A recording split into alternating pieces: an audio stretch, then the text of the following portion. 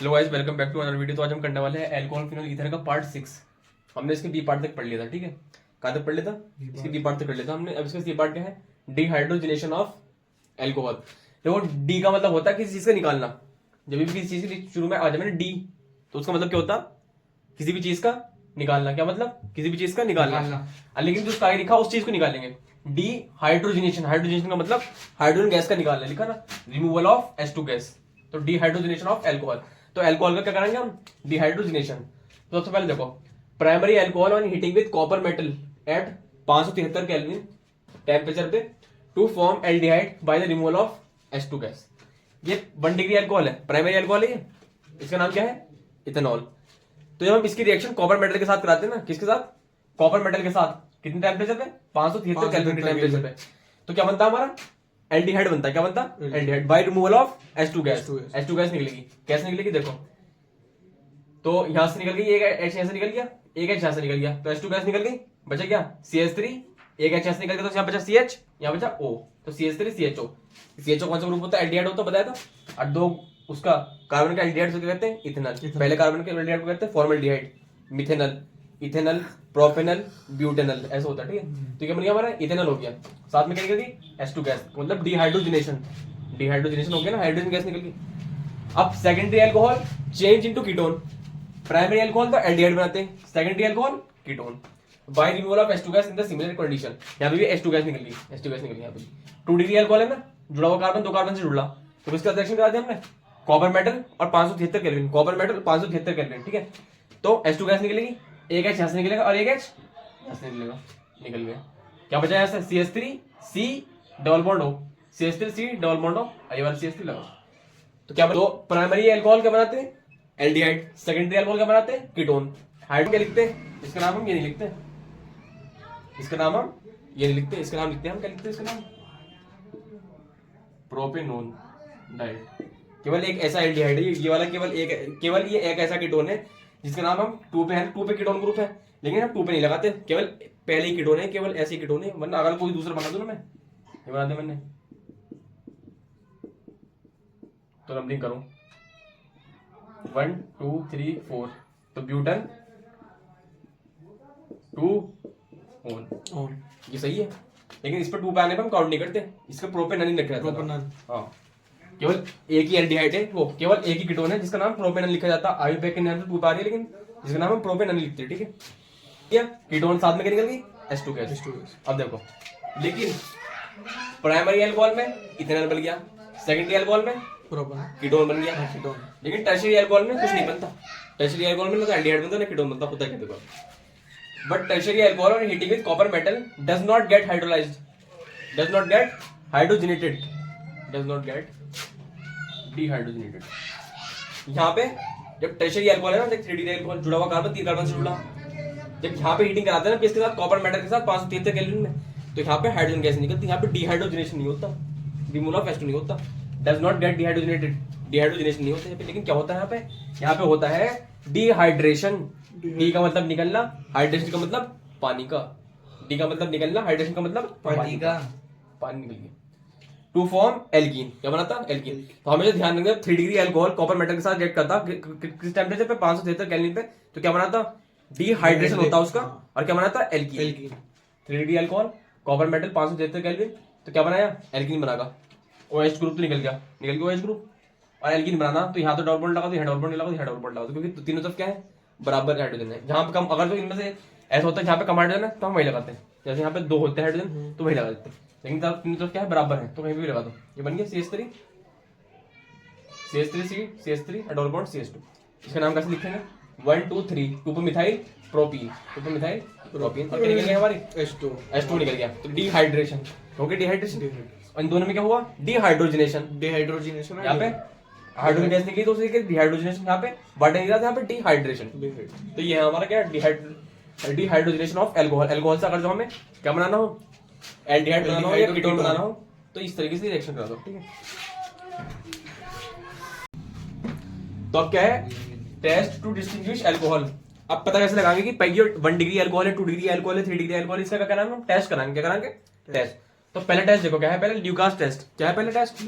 Lucas test. देखो Lucas reagent में तो भाई आप बता चुका, ल्यूकास रीजन कौन कौन से होते हैं? HCl प्लस ZnCl2 को अगर जो मिला दें तो क्या कहते हैं? Lucas reagent. क्या कहते हैं?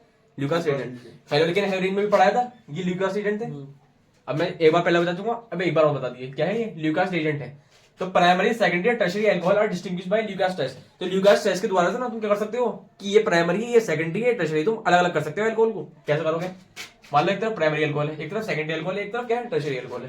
ये प्राइमरी अल्कोहल है, ये सेकेंडरी है, ये टर्शियरी है। इसी किसका रिएक्शन करा दी? ल्यूकास टेस्ट करा दे। क्या करा दे इसका? ल्यूकास टेस्ट करा दे। किसका रिएक्शन? HCl ZnCl2 के साथ। ये प्राइमरी है, ये सेकेंडरी है, ये टर्शियरी है। तो क्या करा दिया हमने इसका? क्या करा दिया? ल्यूकास टेस्ट करा दिया। क्या करा दिया? ल्यूकास टेस्ट मतलब HCl ZnCl2 के साथ रिएक्शन करा दी। HCl ZnCl2, HCl ZnCl2, HCl ZnCl2। अब देखो क्या होता। देखो ल्यूकास टेस्ट में हमारा OH की जगह Cl तो आया नहीं है, OH की जगह Cl, OH की जगह Cl और H2O निकल गया। अब 3 डिग्री 2 डिग्री में 1 डिग्री में फर्क क्या है? कैसे पता लगाओगे? 3 डिग्री है, 1 डिग्री है, 2 डिग्री है, ठीक है। तो अब ये प्राइमरी हो गया, इसका भी ल्यूकास टेस्ट करा दिया, सेकेंडरी का भी करा दिया, टर्शियरी भी करा दिया। अब पता कैसे लगाएंगे कोई प्राइमरी है, सेकेंडरी है, टर्शियरी कैसे पता लगाएंगे? देखो प्राइमरी में ना टर्बिडिटी आती है ना, ये पीपीटी बनता है, टर्बिडिटी जो आती वो बहुत ही क्या होती? 24 घंटे बाद आती। बताया था मैंने, turbidity appeared after 20 hour on heating, heating के बाद 24 घंटे बाद आती है इस पर टर्बिडिटी, पीपीटी जो बनता। और 2 डिग्री में turbidity appeared after 10 to 15 minute, 10 से 15 मिनट बाद आ जाती है, ठीक है। और यहाँ पे क्या है? 3 डिग्री में क्विकली टर्बिडिटी अपेयर्ड, टर्बिडिटी क्या हो जाती? क्विकली आ जाती। क्विकली मतलब इमीडिएटली, एकदम से आ जाती। तो अगर जो किसी ने कह दिया कि मैंने रिएक्शन करी, एक अल्कोहल है, उन्होंने बताया नहीं क्या कॉमन डिग्री 2 डिग्री 3 डिग्री बताया नहीं उन्होंने अल्कोहल। कहती कि मैंने इस अल्कोहल की रिएक्शन मैंने इसके साथ ल्यूकास टेस्ट कराया, उसने कहते हैं मैंने इसके साथ ल्यूकास टेस्ट कराया और इसकी टर्बिडिटी जो है ना, पीपीटी जो बनता वो पीपीटी की, जब वो पीटी 10 से 15 मिनट बाद पीपीटी आ रही, तो बताओ कि अल्कोहल जो होगा वो कितनी डिग्री होगा? 2 डिग्री। कह रहा है कि टर्बिडिटी 24 घंटे बाद आ रही हीट करने पे 1 डिग्री। सुबह टर्बिडिटी एकदम आ गई, तो कौन सी डिग्री? 0 डिग्री।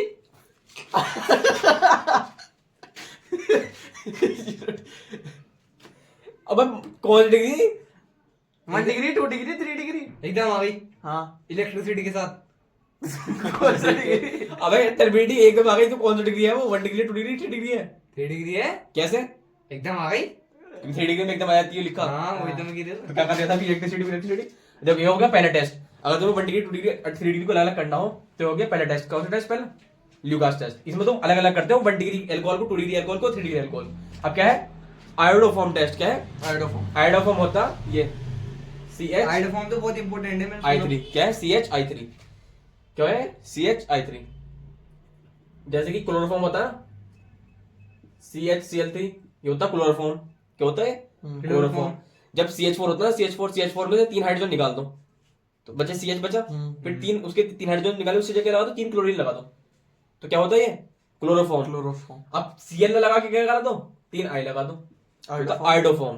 अब क्या है? Iodoform test. अब देखो ये टेस्ट कौन सा अल्कोहल देते हैं? They are alcohol which contain, जिस अल्कोहल में तुम्हें ये ग्रुप दिख गया तो हमेशा आयोडोफॉर्म टेस्ट देगा। जिस तुम्हें ये दिख गया ना, दिख गया बस। कोई से भी अल्कोहल हो उसमें अगर तुम्हें ऐसा उस अल्कोहल को तुम इस तरीके से लिख सकते हैं ना, तो क्या देगा वो? हमारा आयोडोफॉर्म टेस्ट देगा। ये वाला ग्रुप मिल गया उसके अंदर। Always give iodoform test when such kind of alcohol are heated with I2 plus NOH। आयोडोफॉर्म टेस्ट में क्या करते हैं हम? I2 डालते हैं साथ में NOH के साथ, NOH के साथ क्या डालते हैं? I2 to give yellow PPT of iodoform. Iodoform बनता हमें पीपीटी मिलती है किसकी?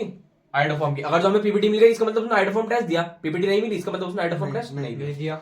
This reaction is commonly known as iodoform test. इसे क्या कहते हैं? रिएक्शन को आयोडोफॉर्म टेस्ट। अब एक तरफ CH3OH है, एक तरफ क्या है? CH3CH2OH है, दोनों 1 डिग्री है। अब इसे तुम ल्यूकास टेस्ट से कर नहीं सकते। ल्यूकास टेस्ट में अगर इसमें भी डालना, इसमें भी 24 घंटे बाद आनी, ये भी 1 डिग्री है, इसमें भी 24 घंटे बाद आनी। अब तुम अलग कैसे करोगे कि ये मिथेनॉल है, इथेनॉल है, ये मिथेनॉल है, ये इथेनॉल है। अब देखो इसमें क्या करेंगे? Iodoform test. क्या इस मिथेनॉल में ये वाला ग्रुप है? नहीं। इस वाले ग्रुप में होने के लिए कम से कम 2 कार्बन चाहिए, 2 कार्बन तो चाहिए उसके अंदर, तो एक carbon does not give iodoform test. तो मिथेनॉल में अगर जो I2 प्लस NOH डालेंगे ना तो 2 रिएक्शन आएगी। दूसरी तरफ क्या है? इथेनॉल। क्या इथेनॉल में ये वाला ग्रुप है? देखो कैसे लिख सकते हैं? इथेनॉल में CH3 है तो पहले CH3 चाहिए रहता, हमें CH3 लिख दिया। और उसके आगे क्या है? CH2OH है, OH भी चाहिए रहता, तो उसका अगला वाला कार्बन लिख के उसके ऊपर OH लगा दो, है ठीक है। उसके 2 H लगाए तो एक H यहाँ भी चाहिए रहता हमें। और आगे जो इससे आगे कुछ भी लगाओ, ये तो CH2 लिखा ना, CH2, ये तो CH2 है, लेकिन मैंने क्या लिख दिया, मुझे तो हमारे ये वाला ग्रुप चाहिए। अब आगे का जो फालतू वो तो हमें उससे मतलब नहीं, हमें तो ये वाला ग्रुप चाहिए। मिल गया, यानी कि क्या देगा ये, आइडोफॉर्म टेस्ट देगा, क्योंकि हमें क्या है, ये ग्रुप मिल गया। अब आगे साथ में कुछ भी लगाओ, CH3 कुछ लगाओ, ये मिल गया हमें। तो CH3 CH2OH आइडोफॉर्म टेस्ट के लिए क्या डालेंगे, I2 + NOH। तो क्या बनाएगा, येलो पीपीटी मिल गई उसकी आइडोफॉर्म की, ये मिल गई आइडोफॉर्म की येलो पीपीटी। साथ में NaI मिलेगा, साथ में NaI मिलेगा, साथ में H2O मिलेगा। अब एक तुम्हें क्या बनाना, साथ में तुम्हें एक क्या बनाना, कार्बोक्सिलिक एसिड का सॉल्ट बनाना। क्या बनाना, कार्बोक्सिलिक एसिड का सॉल्ट बनाना। वो तुम कैसे बनाओगे वो देखो। कितने कार्बन है हमारे यहाँ पे, दो। तो हमारा प्रोडक्ट जो बनेगा ना, वहां पे भी 2 कार्बन होने चाहिए। यहाँ 2 कार्बन है, तो यहाँ पूरे टोटल 2 कार्बन होने चाहिए। एक तो इसमें आ गया आइडोफॉर्म में, तो एक कार्बन बचा ना, तो एक कार्बन का क्या बना, तो सॉल्ट बना, तो HCOONA, एक कार्बन का सॉल्ट बन गया। अब मान लो यहाँ पे ये नहीं होता, मान लो यहाँ पे CH3 CH2OH नहीं होता, हम मान लो यहाँ पे लेते प्रोपेनॉल ले रहे हैं, CH3 CH2 CH2OH ले रहा है, ये ले रहे हैं, मान लो क्या ले रहे हैं, 3 कार्बन की ले रहे हैं, मान लो ये ले रहे हैं CH2 CH2OH। सबसे पहले पता लगा कि आइडोफॉर्म टेस्ट देगा। CH3 को कोई वाला ग्रुप चाहिए, CH3 अगला CH लिखो, अगला CH लिखो। अब CH से क्या जोड़ना, OH जोड़ना। क्या ऐसा इसमें बन सकता, CH3 तो लिख सकते हैं हम, लेकिन बाद में इससे जुड़ा हुआ कार्बन C, इससे जुड़ा हुआ कार्बन से C पे होना चाहिए, उस पर OH लगा होना चाहिए। इससे जुड़ा हुआ कार्बन तो उस पर OH तो है ही नहीं, OH ही नहीं, तो होगा आइडोफॉर्म टेस्ट नहीं देने का। आइडोफॉर्म मान लो ये दे दिया उसने, ये दे दिया, ये उसने दे दिया हमें, ये वाला एल्कोहल दे दिया। कि बताओ ये आइडोफॉर्म टेस्ट देगा, देखते हैं। CH3 ग्रुप चाहिए, वो भी चाहिए है, फिर CH चाहिए, CH भी है, उससे जुड़ा हुआ OH है, उस पर वो भी है। अब साइड में जुड़ रहा उसका मतलब ये आइडोफॉर्म टेस्ट देगा। आइडोफॉर्म टेस्ट देने के लिए क्या डालते हैं हम, I2 + NOH डालते हैं। क्या बनता, आइडोफॉर्म मिलता, क्योंकि आइडोफॉर्म में पता लगाता है कि उसका आइडोफॉर्म टेस्ट देने के, क्योंकि क्या है वो येलो पीपीटी, येलो कलर से पता लग जाता है हमें। CHI3 येलो पीपीटी होती है, यानी कि ये तो मिलेगी। साथ में NaI, सब में सेम लिखना, ये NaI साथ में H2O, ये तो सब में सेम लिखना। अब जो बनेगा ना सॉल्ट, बस उसे कैसे लिखना वो देखो। कितना कार्बन टोटल, 3। अरे यहाँ पे आइडोफॉर्म में 1 कार्बन आ गया, तो 2 कार्बन का सॉल्ट बनाना, 2 कार्बन का सॉल्ट, तो 2 कार्बन का कार्बोक्सिलिक एसिड का सॉल्ट बनाना। तो 2 कार्बन का कार्बोक्सिलिक एसिड बनाओ, 2 कार्बन का कार्बोक्सिलिक एसिड मतलब इथेनोइक एसिड, ये होता है ना 2 कार्बन का कार्बोक्सिलिक एसिड। CH3 COOH होता है, इसका सॉल्ट बनाओ। तो सॉल्ट बनाने का मतलब हाइड्रोजन हटाओ, सोडियम लगाओ, तो क्या बन जाएगा, CH3 COONA, तो ये बन गया सॉल्ट। अब एक कार्बन का कार्बोक्सिलिक एसिड क्या होता, क्योंकि यहाँ तो एक कार्बन का बनाना था ना हमें, एक कार्बन का कार्बोक्सिलिक एसिड होता है HCOOH, H हटाओ N लगाओ, HCOOH। तो ये हो गया हमारा आइडोफॉर्म टेस्ट। तो अगर किसी ने कहा ना कि मिथेनॉल को और इथेनॉल को डिस्टिंग्विश करके बताओ, तो क्या करके दिखा दो, आइडोफॉर्म टेस्ट करके दिखा दो। उसे कह दो कि इसके साथ रिएक्शन करके दिखा दो, और लिख दो नो रिएक्शन पे भी रिएक्शन करने नहीं, क्योंकि इसमें क्या है, ये ग्रुप नहीं है। रीजन दे दो कि इसमें ये ग्रुप नहीं है, ये ग्रुप याद रखियो कि ये ग्रुप नहीं है, इस वजह से आइडोफॉर्म टेस्ट नहीं देने का। इथेनॉल देगा, क्यों देगा, क्योंकि उसके अंदर ये ग्रुप है। जो ये ग्रुप होता है वो आइडोफॉर्म टेस्ट देता है। आइडोफॉर्म टेस्ट की पहचान क्या है, उसने आइडोफॉर्म टेस्ट दिया, क्या पहचान है उसकी, येलो पीपीटी बना, येलो कलर से पता लग जाता है, तो तुम्हारा पीपीटी बना और तुम्हारा उसने टेस्ट दे दिया। तो ये हो गया हमारा एक ल्यूकास टेस्ट, और ये हो गया हमारा आइडोफॉर्म टेस्ट। अल्कोहल का टेस्ट पता लगाने के लिए, अलग पता लगाने के लिए कौन से होते हैं, 2 टेस्ट होते हैं, दोनों टेस्ट ध्यान रखना। तो अब क्या है हमारा फिनॉल। हमने पूरा अल्कोहल अपना कंप्लीट कर लिया, क्या कर लिया हमने, अपना पूरा अल्कोहल कर लिया कंप्लीट। तो क्या है हमारा phenol, they are the organic compound in which OH group is directly attached with aromatic system called phenol. ऐसा ऑर्गेनिक कंपाउंड जिसमें एरोमेटिक सिस्टम मतलब बेंजीन रिंग से डायरेक्टली OH ग्रुप जुड़ा हो ना, उसे कहते हैं फिनॉल। ये बेंजीन रिंग है, बेंजीन रिंग में चारों तरफ H होते हैं, चारों तरफ H। तो कहीं से भी एक H निकाल दिया, कहीं से भी मान लो यहाँ से एक H निकाल दिया, H निकाल के वहां क्या जोड़ दिया, OH जोड़ दिया, H निकाल के OH जोड़ दिया, क्या हो गया हमारा वो फिनॉल। ऐसा एरोमेटिक सिस्टम जिसपे H हटा के हमने OH लगा दिया, क्या होता है हमारा वो फिनॉल। अब देखो टाइप्स ऑफ फिनॉल, फिनॉल के types, phenol are classified as. अब फिनॉल को क्लासिफाई करते हैं कैसे, monohydric phenol, dihydric phenol, trihydric phenol. So क्या मोनोहाइड्रिक फिनॉल का मतलब, किसका, मोनोहाइड्रिक फिनॉल एक OH ग्रुप। मोनोहाइड्रिक फिनॉल का मतलब जिसमें बेंजीन से केवल एक OH ग्रुप जुड़ा हो। Only one OH group is attached with aromatic system called monohydric phenol. For example मान लो OH है, या तो मतलब सब में OH एक ही OH है, तो सारे मोनोहाइड्रिक फिनॉल। अब इनके नाम देखो, ये इंपॉर्टेंट नाम है। OH है और उसके साइड में CH3 लगा दिया, या तो यहाँ CH3 लगा दिया, यहाँ CH3 लगा दिया, उसे कहते हैं ऑर्थोक्रिसोल। क्या कहते हैं उसे, ऑर्थोक्रिसोल। अगर जो OH यहाँ लगा हुआ है एक छोड़ के लगा दी CH3, उसे कहते हैं क्या कहते हैं उसे, मेटाक्रिसोल। मेटाक्रिसोल। मेटाक्रिसोल। क्रिसोल। अगर जो OH जुड़ा है तो सामने CH लगा दिया, उसे कहते पैराक्रिसोल। हैं पैराक्रिसोल। क्या कहते हैं, paracresol. Dihydric phenol, dihydric phenol का मतलब जिसमें दो OH जुड़े हो। तो in which 2 OH group are bonded with the aromatic system called dihydric phenol. जब 2 OH ग्रुप पास पास जुड़े हो तो उसे कहते हैं कैडिसोल। क्या कहते हैं उसे, कैडिसोल। कैडिसोल। या जब 2 OH ग्रुप एक छोड़ने के बाद रखते हैं, एक OH यहाँ लगाओ, छोड़ने के बाद एक लगाओ, उसे कहते हैं रिसोर्सिनोल। क्या कहते हैं रिसोर्सिनोल। RESORCINOL, ठीक है, रिसोर्सिनोल। अगर OH ग्रुप सामने सामने लगे हो उसे कहते हैं क्विनोल। क्विनोल। QUINOL, क्विनोल। क्या कहते हैं उसे। क्विनोल। तो ये हो गया हमारा फिनॉल का इंट्रोडक्शन। फिनॉल के टाइप्स, पहला टाइप हो गया मोनोहाइड्रिक फिनॉल, दूसरा टाइप हो गया डाइहाइड्रिक फिनॉल, अब तीसरा टाइप क्या है, ट्राइहाइड्रिक फिनॉल। बंद करिए, क्या है हमारा ट्राइहाइड्रिक फिनॉल। ट्राइहाइड्रिक फिनॉल का मतलब जिसमें 3 OH ग्रुप जुड़े हो, 3 OH है, 3 OH है, 3 OH है। अब देखो इनके भी अलग अलग नाम होते हैं।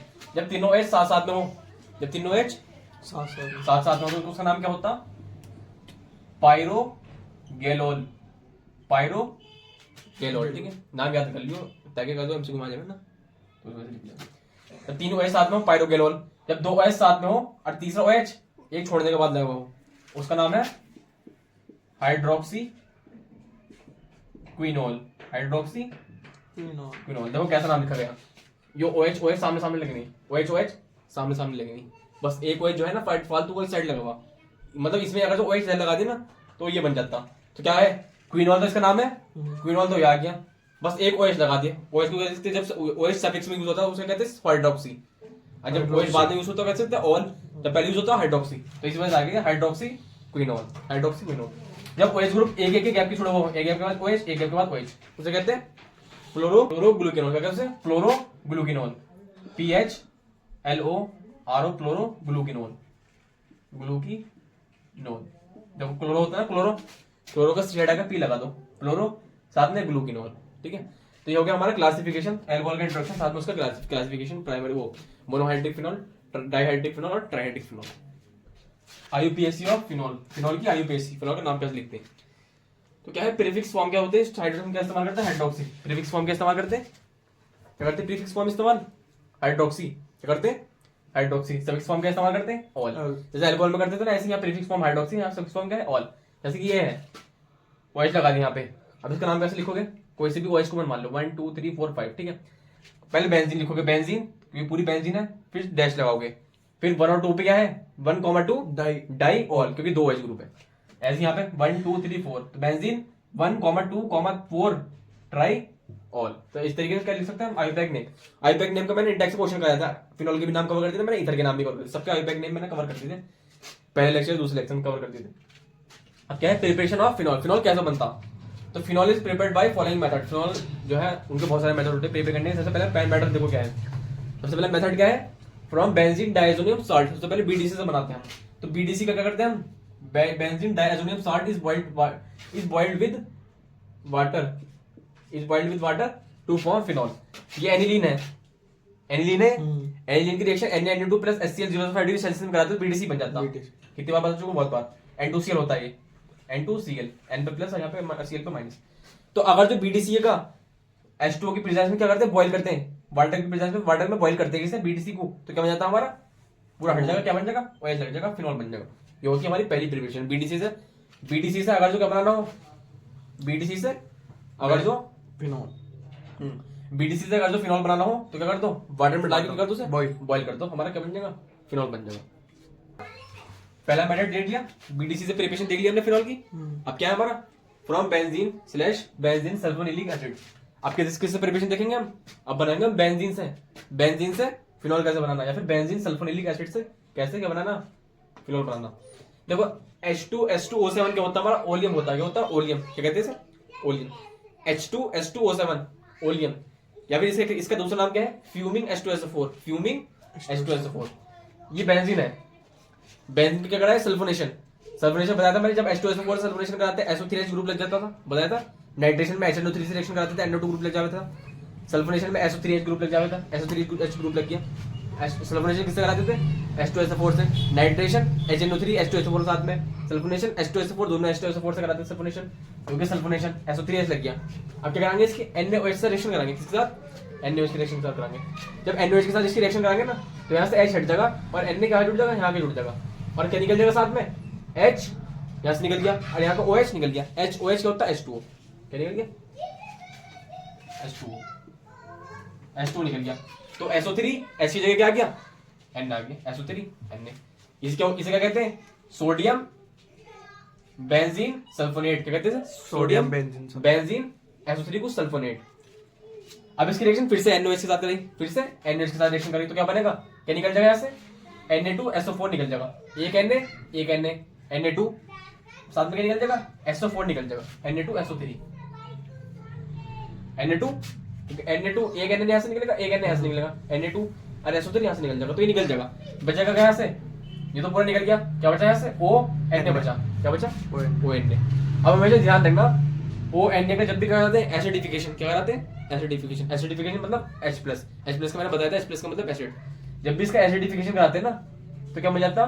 फिनॉल बन जाता। फिनॉल बन जाएगा। तो फिनॉल यहाँ बनेगा ना जहाँ पर ONA है, बन गई फिनॉल।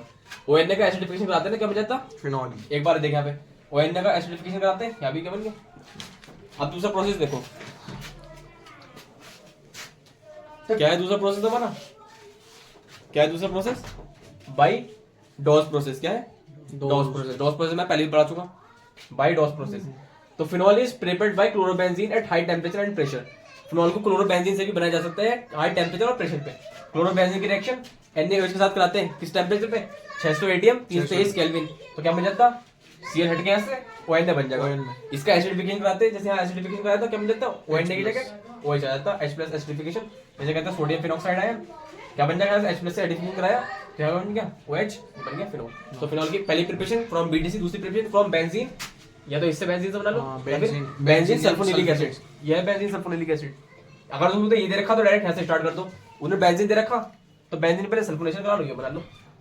पहला BDC, दूसरा बेंजीन या बेंजीन सल्फोनिलिक एसिड, तीसरा डॉस प्रोसेस। ये क्या हो गया? हमारी प्रिपरेशन ऑफ फिनॉल। तो फिर फिनॉल को बनाना हो इस तरीके से बना सकते हो। हमारा चौथा प्रिपरेशन फ्रॉम क्यूमीन। कैसे? फ्रॉम कमीन। कैसे? क्यूमीन। इसका नाम क्या है? Isopropyl benzene. क्यूमीन को क्या कहते हैं? Isopropyl benzene. जब बेंजीन पे कौन सा ग्रुप लगा दो, ये होता आइसोप्रोपाइल। ये कौन सा ग्रुप होता? जब इस चीज को किसी चीज से जोड़ देते हैं ना, इस ग्रुप को कहते हैं आइसोप्रोपाइल, क्योंकि 3 कार्बन, प्रोप का मतलब 3 कार्बन और आइसो का मतलब ऐसे जुड़ा हुआ मतलब। तो क्या है? Isopropyl benzene. क्यूमीन को क्या कहते हैं? Isopropyl benzene. तो अब क्या कैसे बनाएंगे फिनॉल? क्यूमीन से बनाएंगे। ये क्यूमीन है हमारी, क्यूमीन है। क्यूमीन का क्या करेंगे? ऑक्सीडेशन कराएंगे, O2 ऑक्सीडेशन। जब इसका ऑक्सीडेशन कराएंगे तो क्या बनता है? हमारा एक इंटरमीडिएट बनता है जिसका नाम क्या है? Cumene hydroperoxide. Cumene hydroperoxide. देखो क्या ऐसे बनाने के लिए क्या करना? सबसे पहले बेंजीन बनाओ, फिर C बनाओ। C बना के ये CH3 को ना इसे ऊपर को मोड़ दो, मोड़ दिया, CH3 ऊपर आ गया। ये सेम इसे सेम रखना। बस क्या कर देना? फिर इस कार्बन से O-OH लिख देना, O-OH लिख देना। ये क्या बन गया हमारा? Intermediate cumene hydroperoxide. Cumene hydroperoxide. अब इसका क्या करते हैं? एसिडिक हाइड्रोलाइसिस कराते हैं। क्या कराते हैं इसका? Acidic hydrolysis. एसिडिक H+ और हाइड्रोलाइसिस मतलब H2। तो एसिडिक हाइड्रोलाइसिस कराते हैं ना हमारा, तो क्या बन जाता? फिनॉल बन जाता। साथ में क्या निकल जाता? CH3 COCH3 एसीटोन निकल जाता। साथ में क्या निकल जाता? एसीटोन। प्रोपेनोन निकल जाता है, एसीटोन प्रोपेनोन। ठीक है। अगर तुम्हें ये नहीं बनाना हो, अगर वैसे मैंने बता दी पूरी रिएक्शन में क्या होता कि अगर जो उसने इतनी रिएक्शन करा दी भूल जाए कि ये क्या बनता है, ये बनाओ, तो तुम्हें ऐसा करना। लेकिन अगर जो कहीं पर उसने रखा ना कि डायरेक्ट इससे तुम्हें इसमें कन्वर्ट करना, तुम्हें डायरेक्ट इसको इसमें कन्वर्ट करना, तो उसके लिए क्या करोगे तुम? उसके लिए करना तुम्हें, उसके लिए तुम ये करिए डायरेक्ट क्यूमीन बनाइयो। डायरेक्ट क्या बनेगी? डायरेक्ट क्यूमीन बनेगी। ये बन गया क्यूमीन। अब डायरेक्ट क्या करियो? इसका ऑक्सीजन के साथ इसका क्या होगा? ऑक्सीडेशन। साथ में कर दियो इसका एसिडिक हाइड्रोलाइसिस नहीं करा दो, एसिडिक हाइड्रोलाइसिस नहीं करा दो तो क्या हो जाएगा? ऊपर क्या जुड़ जाएगा? OH, साथ में क्या निकल जाएगा? एसीटोन। ये वाला स्टेप मैंने क्या कर दिया? स्किप कर दिया, यहीं को डाल दिया मैंने, ताकि ये बनने का नहीं, डायरेक्ट ये बन जाएगा हमारे साथ। ये हो गया हमारा क्या? From cumene. फिनॉल की प्रिपरेशन फ्रॉम क्यूमीन। अब देखो ये हो गया हमारी क्या की प्रिपरेशन? फिनॉल की। सारी प्रिपरेशन कंप्लीट हो गई, 4 प्रिपरेशन थी फिनॉल की, हो गई कंप्लीट। अब देखो अब क्या है? Physical properties of phenol. Phenol की फिजिकल प्रॉपर्टी। सबसे पहले फिजिकल प्रॉपर्टीज हमने सब में ये पढ़ना है, सॉल्युबिलिटी पहले सॉल्युबिलिटी। तो फिनॉल क्या होता? Phenol is completely soluble in water due to presence of intermolecular hydrogen bonding. Phenol जो होता है वो पानी में बहुत आसानी से घुल जाता है। क्यों? क्योंकि उसमें क्या होती है? Intermolecular hydrogen bonding. जो चीज पानी में नहीं घुलती उसमें एब्सेंस होता है। इंटरमोलिकुलर हाइड्रोजन बॉन्डिंग का जो पानी में घुल जाती है उनमें क्या होता है, इंटरमोलिकुलर हाइड्रोजन बॉन्डिंग होती है। ये है फिनॉल, बेंजीन पे OH, वाटर क्या है H2O, H2O। तो मैंने बताया था इंटरमोलिकुलर हाइड्रोजन बॉन्डिंग के लिए या तो होना चाहिए F या फिर नाइट्रोजन या फिर ऑक्सीजन। इसके पास क्या होता है, फिनॉल के पास एक वो भी है, ऑक्सीजन भी है और हाइड्रोजन है। और हमें क्या होती है हाइड्रोजन बॉन्डिंग किसके बीच में होती है, हाइड्रोजन बॉन्डिंग एक तो H के बीच में होती है। H जो होता है ना H तो फिक्स है, अब दूसरा जो होगा या तो वो ऑक्सीजन होगा, ये दूसरा नाइट्रोजन होगा, ये दूसरा फ्लोरीन होगा। तो H तो फिक्स है, दूसरा नाइट्रोजन होगा या फिर फ्लोरीन होगा या फिर ऑक्सीजन होगा। यहाँ पे फिनॉल का H फिक्स हो गया। अब वाटर में क्या होता है, ऑक्सीजन होता, तो ऑक्सीजन का कर लेगा हाइड्रोजन बॉन्ड निकल लेगा, ये ऑक्सीजन इसका वाटर का H2O, इसका क्या नाम क्या है इसका फिनॉल का हाइड्रोजन, ये फिनॉल का क्या है ऑक्सीजन। ये डेल माइनस होगा इसके ऊपर क्योंकि ऑक्सीजन का करता है इलेक्ट्रॉन नेगेटिव होता है वो इलेक्ट्रॉन खींचता, तो इसके ऊपर क्या आ जाएगा डेल माइनस आ जाएगा, इसके ऊपर डेल प्लस आ जाएगा। वाटर में ऑक्सीजन के ऊपर डेल माइनस आ जाएगा, जैसे माइनस आ जाएगा इसमें भी माइनस आ जाएगा, इनके ऊपर प्लस प्लस आ जाएगा, तो इसका प्लस इसका माइनस से क्या करेगा इंटरेक्ट करेगा, तो इसी कहते हैं क्या कहते हैं इसे हाइड्रोजन बॉन्डिंग। तो फिनॉल पानी में सॉल्युबल क्यों होता है, क्योंकि फिनॉल क्या करता इंटरमॉलिक्यूलर हाइड्रोजन बॉन्डिंग। फिनॉल पानी में सॉल्युबल क्यों होता है, क्या करता है वो इंटरमॉलिक्यूलर हाइड्रोजन बॉन्डिंग। तो क्या फिनॉल सॉल्युबल है पानी में।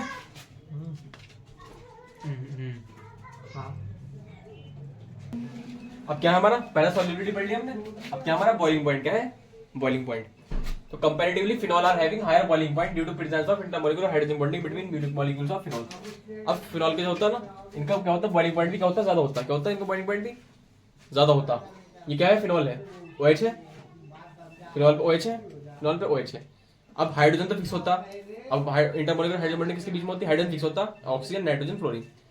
हाइड्रोजन तो फिक्स है, अब किसके साथ हाइड्रोजन बॉन्डिंग हो गई, ऑक्सीजन के। हाइड्रोजन तो फिक्स है, किसके साथ हाइड्रोजन बॉन्डिंग हो गई, ऑक्सीजन के। तो फिनॉल अपने अपने बीच में ना ये फिनॉल क्या बनाते हैं, इंटरमॉलिक्यूलर हाइड्रोजन बॉन्डिंग बना लेते हैं, ये बना ली। तो इसी वजह से क्या होता है इनका बॉइलिंग पॉइंट क्या होता है, क्योंकि इन्होंने बीच में बॉन्डिंग बना ली तो इनका बॉइलिंग पॉइंट क्या होता, हाई होता। तो ये लिखा comparatively phenol having higher boiling point. Phenol का सबसे ज्यादा बॉइलिंग पॉइंट किसका होता, फिनॉल का। अल्कोहल से भी ज्यादा होता है फिनॉल का। अल्कोहल में भी होती है हाइड्रोजन बॉन्डिंग, ये था ना ROH था हमारा अल्कोहल, इनमें भी थी हाइड्रोजन बॉन्डिंग थी ना, लेकिन इनसे भी ज्यादा किसका होता फिनॉल का, इनसे भी ज्यादा किसका फिनॉल का। अब क्या है हमारी chemical reaction of phenol, phenol की केमिकल रिएक्शन। पहले सबसे पहले पढ़ते हैं प्रिपरेशन, उसके बाद फिजिकल प्रॉपर्टीज, उसके बाद रिएक्शन। उस चीज को बनाते कैसे सबसे पहले पढ़ते हैं हम, फिर उस चीज की प्रॉपर्टीज क्या है फिजिकल प्रॉपर्टी, फिर उस चीज की रिएक्शन। अब reaction of phenol, chemical reaction of phenol, phenol कैसे रिएक्ट करता है। अब रिएक्शन ऑफ फिनॉलिक OH, अब OH बीच की OH रिएक्शन होगी इसकी फिनॉल की, देखो क्या होगा। सबसे पहले होता है acidic nature, phenol react with sodium metal या फिर NaOH के साथ to form sodium peroxide. This reaction indicates the acidic nature of phenol. कोई से भी चीज उसका एसिडिक नेचर कैसे निकलता, जब वो H+ निकालता है, जब वो एसिडिक नेचर किसका अच्छा होगा, जो H+ जल्दी देगा, मैंने बताया था कि कितनी बार बता चुका। जब यहाँ पे H+ देगा तो यहाँ से हाइड्रोजन गैस निकलेगी, हाइड्रोजन गैस निकलेगी, ये क्या है फिनॉल है, फिनॉल के साथ रिएक्शन करा दी सोडियम मेटल के साथ, 2Na सोडियम मेटल है, इसके साथ जब रिएक्शन करेगी तो क्या बना लिया इसने, ONA बना लिया। क्या बना लिया, ONA, इसे कहते हैं सोडियम फिनॉक्साइड, अभी बताया था इसे क्या कहते हैं सोडियम फिनॉक्साइड। तो फिनॉल का एसिडिक नेचर यही है कि H+ क्या कर देता वो बहुत ही आसानी से दे देता, H+ निकाल दिया उन्होंने, H+ निकाल के क्या बन गई हाइड्रोजन गैस बन गई, जहां से H+ निकला वहां पे क्या जुड़ गया, Na जुड़ गया, मेटल जुड़ गया। तो ये क्या है हमारी फिनॉल की, क्या है ये एसिडिक, क्या है ये फिनॉल की एसिडिक नेचर, क्या है acidic nature. Acidic strength of phenol क्या है हमारा, क्या है हमारा acidic strength of phenol, phenol की एसिडिक स्ट्रेंथ कैसी, ठीक है, क्या है फिनॉल की acidic strength. Comparatively phenol are more acidic than H2O and alcohol. अब फिनॉल जो होते हैं ना हमारे, फिनॉल जो होते हैं वो H2O से भी और अल्कोहल से क्या होते हैं ज्यादा एसिडिक होते हैं, क्या होते हैं H2O से भी और अल्कोहल से भी ज्यादा क्या होते हैं एसिडिक होते हैं, due to presence of resonance in benzene और by side effect and stability of conjugate peroxide ion. क्यों होते हैं, देखो ये है हमारा H2O, क्या है हमारा H2O, ये है मैंने बताया जब भी एसिडिक नेचर चेक करना हो ना, जब भी एसिडिक नेचर चेक करना हो H+ निकाल दो, H+ निकालने के बाद जो बचा ना उसका देखो कैसे स्टेबल, इसमें से H+ निकल जाएगा तो क्या बचेगा OH- बचेगा। OH- को ऐसे लिख सकते हैं हम, कैसे लिख सकते हैं OH- को ऐसे लिख सकते हैं। अल्कोहल क्या होता ROH, H+ निकाल दो माइनस बना दो। माइनस स्टेबल कब होगा, जब इससे जब इसके ऊपर से इलेक्ट्रॉन खींचना, इससे इलेक्ट्रॉन खींचने पड़ेंगे, माइनस का मतलब इसके ऊपर इलेक्ट्रॉन डेंसिटी ज्यादा है, H क्या करता है, इसके ऊपर इलेक्ट्रोनेसिटी थोड़ी सी बढ़ाता है, लेकिन बढ़ा तो रहा है ना। R क्या करता है, R तो प्लस आई लगा के इलेक्ट्रोनेसिटी और बढ़ा दिया, माइनस बढ़ा दिया उस पर, इसलिए ये स्टेबल नहीं है। लेकिन अब PHOH क्या हो गया, इसका H निकाल लो, माइनस बनाओ, PH का मतलब फिनॉल, ये फिनॉक्साइड O पे माइनस होता है, इसका मतलब है कि यहाँ पे रेजोनेंस हो सकता है। रेजोनेंस का मतलब रेजोनेंस से बड़ी से कोई चीज नहीं है, रेजोनेंस हो जाएगा तो सबसे ज्यादा स्टेबल ही हो जाएगा। देखो ये बन गया ना O माइनस, बेंजीन पे O पे लोन पेयर होते, O पे 2 लोन पेयर होते। अब क्या किया, जब हमने यहाँ से H+ निकाला, H+ निकाला तो O पे माइनस आ जाएगा, O पे माइनस आ गया। अब देखो कैसे स्टेबिलिटी होती है यहाँ पे। सबसे पहले ये बनाओ,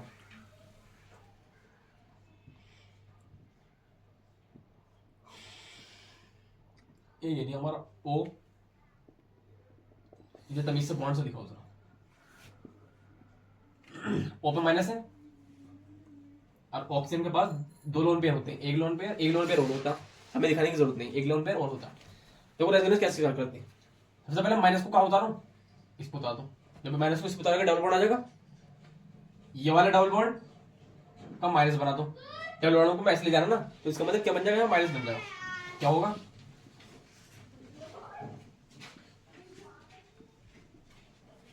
ये वाला बॉन्ड तो ऐसे ही, ये वाला ऐसे ही, और इसका क्या बन गया, माइनस। इसका क्या बन गया, माइनस, और इसका प्लस।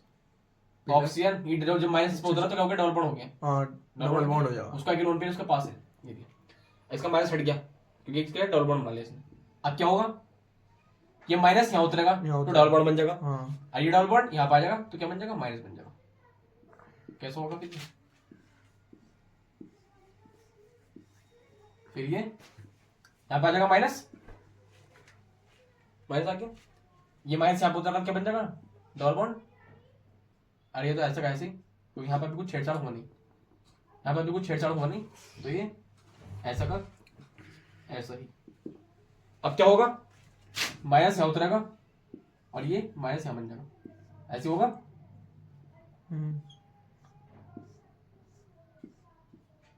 ये बन गया माइनस, ये ऐसा कैसी, ऑक्सीजन पे लोन भी है, ये हो गया डबल बॉन्ड यहाँ उतर गया, ये डबल बॉन्ड ऐसा कैसे। अब माइनस यहाँ उतरेगा, अब ये वाले डबल बॉन्ड का वापस से माइनस इसका ऑक्सीजन के ऊपर आ जाएगा, क्या बन गया,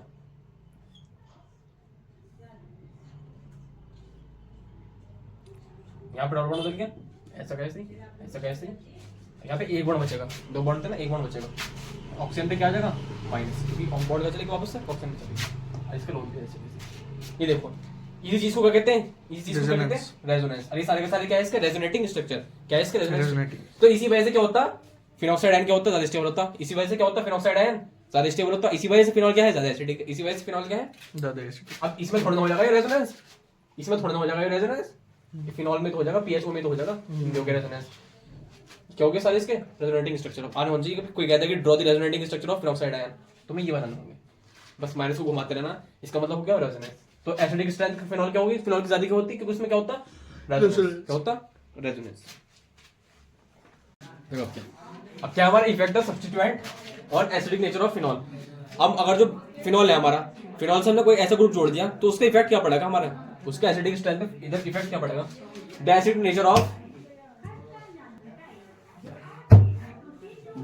of phenol is affected by the electron withdrawing group से भी और इलेक्ट्रॉन डोनेटिंग ग्रुप से भी, दोनों से इफेक्ट पड़ता, इलेक्ट्रॉन विड्रॉइंग से भी पड़ता और इलेक्ट्रॉन डोनेटिंग से भी पड़ता। सबसे पहले देखो electron effect of electron withdrawing group. Electron withdrawing group कौन से ग्रुप होते हैं, इलेक्ट्रॉन विड्रॉइंग ग्रुप, इलेक्ट्रॉन को खींचने वाला ग्रुप, विड्रॉ का मतलब खींचना। तो due to minus I effect, अब जब किसी इलेक्ट्रॉन को खींचेंगे वो, जब किसी उसके ऊपर खींचेंगे तो उनके पास इलेक्ट्रॉन ज्यादा होंगे, इलेक्ट्रॉन मतलब माइनस का चार्ज ज्यादा होगा, तो due to minus I effect उनके ऊपर क्या होगा, माइनस आई इफेक्ट है। Due to minus I effect the acidic nature is affected, acidic nature उससे अफेक्ट होता, माइनस आई से भी प्लस आई से भी, तो माइनस आई से भी इफेक्ट होगा, एसिडिक नेचर माइनस आई से भी इफेक्ट होगा। अब कैसे इफेक्ट होगा देखो, इलेक्ट्रॉन विड्रॉइंग ग्रुप से माइनस आई आता, इलेक्ट्रॉन को खींचेगा उसके ऊपर माइनस आई आएगा, तो माइनस आई जनरेट करता वो। अब माइनस आई से क्या होता, एसिडिक नेचर बढ़ता, माइनस आई से एसिडिक नेचर बढ़ता। देखो कैसे, ये है फिनॉक्साइड आयन बना, H+ निकाल के ऊपर माइनस आ जाता, फिनॉल है। मैंने क्या लगा दिया यहाँ पे, EWG इलेक्ट्रॉन विड्रॉइंग ग्रुप लगा दिया, ये इलेक्ट्रॉन खींचेगा, ये आ रहा है इसके सबको इलेक्ट्रॉन खींचेगा, लेकिन यहाँ से इलेक्ट्रॉन खींचेगा तो उसका माइनस भी तो खींच जाएगा। अब माइनस को खींचने का मतलब माइनस स्टेबल हो गया, माइनस स्टेबल हो गया, स्टेबल का मतलब एसिडिक नेचर बढ़ जाएगा, तो इलेक्ट्रॉन डेंसिटी डिक्रीज है। यहाँ पे माइनस की क्या होगी, इलेक्ट्रॉन डेंसिटी डिक्रीज होगी, जिसकी वजह से क्या होगा, बॉन्ड स्टेबल होगा, ज्यादा स्टेबल होगा, जिसकी वजह से क्या होगा, एसिडिक नेचर इंक्रीजेस। तो इलेक्ट्रॉन विड्रॉइंग ग्रुप क्या करते हैं, एसिड नेचर को बढ़ाते हैं।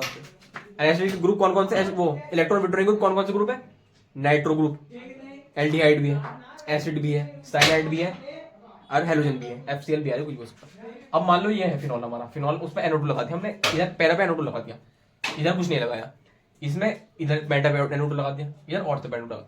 हमेशा ध्यान रखना सबसे ज्यादा इफेक्ट, सबसे ज्यादा एसिडिक नेचर किसका होगा, जिसमें NO2 लगा हुआ, इसे तो अलग कर दो, इसे तो अलग कर दो, इस पे NO2 नहीं है, क्यों, जिसमें NO2 नहीं है उसमें इलेक्ट्रॉन विड्रॉइंग ग्रुप तो होने का नहीं, electron withdrawing group acidic nature बढ़ाता ना, जिसमें इलेक्ट्रॉन विड्रॉइंग ग्रुप होगा उसमें एसिडिक नेचर बढ़ेगा, इसका मतलब वो स्टेबल होगा, एसिडिक नेचर बढ़ेगा, स्टेबल भी होगा और एसिडिक नेचर बढ़ेगा। तो या तो ये होगा या तो ये होगा या तो ये होगा, इनमें इलेक्ट्रॉन विड्रॉइंग ग्रुप है। अब हमेशा ध्यान रखना इलेक्ट्रॉन विड्रॉइंग ग्रुप को जो इफेक्ट होता है सबसे ज्यादा पैरा पे होता है, और तो सबसे ज्यादा मतलब पैरा पे सबसे अच्छे तरीके से खींचता है वो इलेक्ट्रॉन, सबसे ज्यादा स्टेबल वही हो जाएगा जहाँ पे सबसे अच्छे तरीके से खींचता, कहाँ खींचता सबसे अच्छे से, यहाँ से सबसे ज्यादा स्टेबल यहाँ हो जाएगा, तो सबसे ज्यादा एसिडिक नेचर बनेगा। उसके बाद कौन सा स्टेबल होता है, ऑर्थो, ऑर्थो वाला यहाँ से अच्छे तरीके से खींचता, पैरा के बाद ऑर्थो पे आता, उसके बाद चौथा आ जाएगा, फिर मेटा आ जाता, फिर वो आ जाएगा जिसमें कुछ लगी नहीं दिया, सेकंड। तो इस तरीके से ऑर्डर होता है काहे का, इलेक्ट्रॉन विड्रॉइंग ग्रुप का। यहाँ पे NO2 भी हो सकता है, यहाँ पे CHO भी हो सकता है, COOH भी, CN भी, X भी, कुछ भी हो सकता है। अब देखो ये देखो यहाँ पे इसे एसिडिक ऑर्डर के अरेंज में करना, एसिडिक ऑर्डर के अरेंज करना इसे। यहाँ पे 2 NO2 है, यहाँ पे 1 NO2 है, यहाँ पे NO2 साथ में एक X भी है, ClBr NO2 साथ में X। ले यार तू मर जा, तू भी तो मानने को तैयार है, तुझसे प्यार है मुझे इसलिए दे दिया मैंने। लिट जा, सही करके लिट जा इस पे आराम से, लिट जा। क्या खुशी हो रही, कितनी खुशी हुई है, बस सुकून मिला। अब इस सोफे को यहाँ पे लाके डाल दिया, तखत को इधर वो करना, पेपर भी मार दूंगा, खा के दो बता और नीचे झुक, जरा जरा जैकेट पकड़ो, जरा जरा हाँ पकड़ा जैकेट, खींच के मार माना ऐसा है, मारो टिक करता। ये हद बार हो रही है, मान जा, मेरा माथा खराब मत करे। देखो भाई इसमें 2 NO2 है, इसमें 1 NO2 है, इसमें भी 1 NO2 है, इसमें 3 NO2 है और इसमें 1 NO2 नहीं है। जहां सबसे ज्यादा NO2 होंगे वहां पे इलेक्ट्रॉन विड्रॉइंग ग्रुप सबसे ज्यादा रहेगा, वहां पे एसिडिक नेचर सबसे ज्यादा होगा। तो 3 किसमें है, इसमें 3 है, सबसे पहले क्या जाएगा 4 का एसिडिक नेचर सबसे ज्यादा होगा। 1 उसके बाद 2 NO2 देखो कहां पे, ये उल्टी सीधी आवाज में निकाल लिया कैमरे में, बता रही है भूत बना दूंगा, भूत रिकॉर्डिंग जाएगी वो सब बता दिया। उसके बाद क्या है 2 NO2 ग्रुप, यहाँ पे भी 2 NO2 है और कहीं पे 2 NO2 है, नहीं इसमें भी नहीं है, इसमें भी नहीं है, इसमें भी नहीं है, 2 NO2 कहाँ है, यहाँ है, वो तो 14 वाला था, अब कौन सा है 1।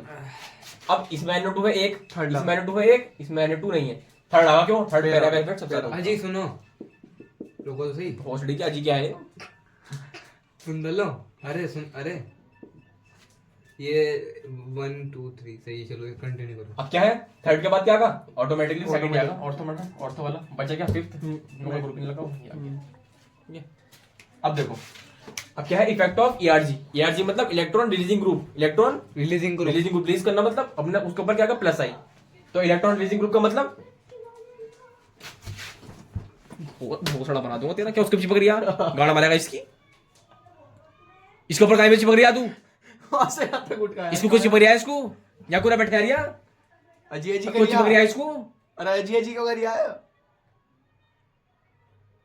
भाई इसको क्यों चिपक रही है, थोड़ा देख के इसको क्यों चिपक रही है, मुझे इसका जवाब दे पहले तो तू, ये जब चिपक रहे थे यूं पकड़ पकड़ कब चिपक रही है, मेरे मारे थे, कब चिपक रही है, मेरे मारे कब चिपक रही है, अभी इसके पहले पढ़ा जब पढ़ा रहा था मैं, चल बताऊंगा तुझे, पढ़ाते टाइम बिल्कुल बता रही है, इसने मेरे से कुछ नहीं करता, ये को पढ़ाते टाइम बकवास मत करेगा, बिल्कुल बता रही है, पढ़ाते टाइम ना था वो, ये पढ़ाते टाइम है, मैं पढ़ा रहा उसकी गाना वो अजी अजी कर रही है, अजी अजी कर रहा अब आप और छोटे से हां काट दियो, कटना तो है ही कटना का है क्या, मुझे इसमें को दे दे। अब क्या है हमारा इफेक्ट ऑफ ERG का होता इलेक्ट्रॉन रिलीजिंग ग्रुप, मतलब ये कह देंगे प्लस आई देंगे, इलेक्ट्रॉन रिलीजिंग कर देते हैं प्लस आई, इलेक्ट्रॉन रिलीजिंग ग्रुप कह देते हैं प्लस आई, तो प्लस आई क्या होता, प्लस आई हमारा एसिडिक स्ट्रेंथ को क्या करता, घटाता, क्या करता, क्या करता, घटाता। देखो प्लस आई का मतलब इलेक्ट्रॉन को क्या करेगा और प्लस आई का मतलब इलेक्ट्रॉन को क्या करेगा और धकेलेगा, तो उसके ऊपर तो पहले से ही माइनस है और इलेक्ट्रॉन धकेले होगा तो उसका और माइनस अनस्टेबल हो जाएगा वो, तो प्लस आई बढ़ाने से एसिडिक नेचर कम होता है, इसलिए इनवर्सली प्रोपोर्शनल है एसिडिक स्ट्रेंथ के। इलेक्ट्रॉन रिलीजिंग ग्रुप कौन कौन से होते हैं? आर एल्काइल ग्रुप, 1000 बार बता चुका हूं, आर एल्काइल ग्रुप तो वो होता क्या होता? और इलेक्ट्रॉन रिलीजिंग ग्रुप। OH भी इलेक्ट्रॉन रिलीजिंग ग्रुप। NH2 भी अमाइन का ग्रुप भी इलेक्ट्रॉन रिलीजिंग होता। ईथर भी क्या होता? Electron releasing. ये क्या है? ये भी अमाइन ही है, अमाइन। ये हमारा क्या होगा? Secondary amine. ये क्या होंगे सर हमारे? Electron releasing group. ये क्या करते हैं? एसिडिक नेचर को घटाते हैं। क्या करते हैं? एसिडिक नेचर को घटाते हैं। अब देखो जरा, isomer of phenol are having different acidic nature. अब इसमें से एसिडिक नेचर में इसको करो, अरेंज करो। CH3 क्या है हमारे? इलेक्ट्रॉन रिलीजिंग ग्रुप है, बढ़ाएगा वो इसके ऊपर इलेक्ट्रॉन नेचर को बढ़ाएगा तो इसके एसिडिक नेचर को कम करेगा। यहाँ भी कम होगा, यहाँ भी कम होगा, यहाँ भी कम होगा। तो जहाँ ग्रुप नहीं लगा हुआ सबसे बढ़िया वो है। यहाँ जहाँ ग्रुप नहीं लगा हुआ उसके ऊपर नहीं बढ़ लिया तो उसका मतलब इन सबसे तो बढ़िया ही है वो। तो तीसरा वाला क्या है? सबसे बढ़िया। अब मैंने बताया था पैरे पे सबसे ज्यादा इफेक्ट लगता, मेटा वाला सही, सबसे ज्यादा इफेक्ट यहाँ लगता हाँ है ना, उसके बाद ऑर्थो पे लगता। ऑर्थो पे। लेकिन यहाँ पे इफेक्ट लगाने से तो और ज्यादा अनस्टेबल हो जाएगा वो। तो जहाँ पे सबसे कम इफेक्ट लगता है मेटा पे सबसे कम इफेक्ट लगता है, मेटा। तो मेटा आ जाएगा चौथा नंबर। फिर ऑर्थो, फिर उसके बाद ऑर्थो वाला कौन सा ऑर्थो वाला था हमारा? फर्स्ट, फिर पैरा, फिर तो ये क्या हो गया हमारा? एसिडिक ऑर्डर में अरेंज करना। Electron withdrawing group acidic nature को बढ़ाते हैं, एसिडिक स्ट्रेंथ को बढ़ाते हैं, और electron releasing group acidic strength को घटाते हैं। इलेक्ट्रॉन विथड्रॉइंग ग्रुप के एग्जांपल है हमारे नाइट्रो, एल्डिहाइड, एसिड, साइनाइड और FCl BRI कोई से भी हेलोजन। और इलेक्ट्रॉन रिलीजिंग के एग्जांपल है हमारे R, OH, NH2 अमाइन या सेकेंडरी अमाइन या फिर ईथर। ये सारे क्या है हमारे इलेक्ट्रॉन रिलीजिंग ग्रुप के एग्जांपल। तो ये हो गया हमारा क्या? Effect of substituent. सब्स्टिट्यूएंट अगर जो फिनॉल से हम क्या लगा दें, सब्स्टिट्यूएंट लगा दें तो उसका इफेक्ट क्या होगा? ये इस तरीके से इफेक्ट होगा। दो कैटेगरी बन गई हमारी। तो आज की वीडियो के लिए इतना काफी है। हमने कहाँ तक कर लिया? इफेक्ट ऑफ सब्स्टिट्यूएंट तक कर लिया। कहाँ तक कर लिया हमने? इफेक्ट ऑफ सब्स्टिट्यूएंट तक कर लिया। तो अगला हम कहाँ से स्टार्ट करेंगे? अपना इसकी फिनॉल की रिएक्शन कंटिन्यू करेंगे। तब तक के लिए जय हिंद, जय भारत।